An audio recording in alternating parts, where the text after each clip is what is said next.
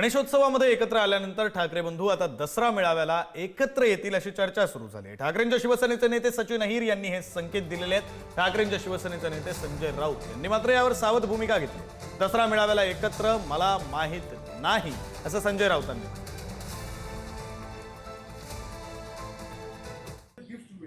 मला त्याच्याविषयी काही माहीत नाही।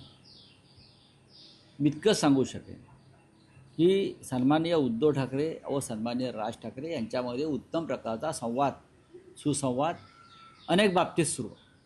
दोन स्वतंत्र पक्ष आहेत।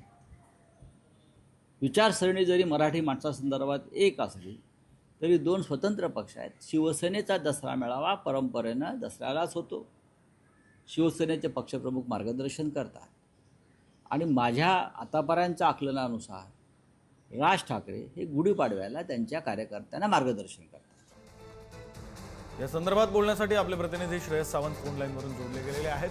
श्रेयस, सचिन अहिर यांनी सूचक वक्तव्य केलं असं म्हटलं जातंय, काय नेमकं म्हटलं होतं सचिन अहिरांनी? आता संजय राऊतांची सुद्धा प्रतिक्रिया समोर आहे। खरं तर आपण बघू शकतो तर दसरा मेळावा हा ऐतिहासिक आहे।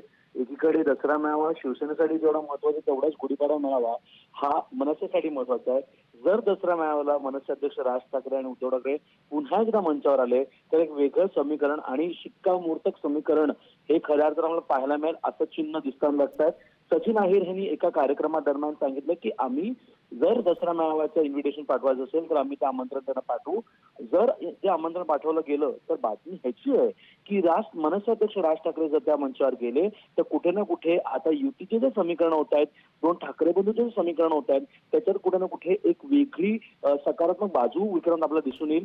या सगळ्या गोष्टी पाहायला गेल्या तरी ह्या सगळ्या आता तर्कवितर्काच्या गोष्टी आहेत। आपण बघू शकलो तर हे सगळ्या गोष्टी उद्धव ठाकरेंच्या वाढदिवसावरून सुरू झाल्या, जेव्हा मनसे अध्यक्ष मातोश्रीवर पोहोचले त्याच्यानंतर गणपतीला ते दोघं एकत्र येतील का हा प्रश्न निर्माण झाला। मात्र ते दोघं आले, 22 वर्षांनी उद्धव ठाकरे हे शिवतीर्थावर आले राज ठाकरेंच्या घरी आणि आता अशा गोष्टी तर्कवितर्क येत आहेत की जर हे दोन ठाकरे बंधू दसऱ्या मेळाव्याला एकत्र येतील का।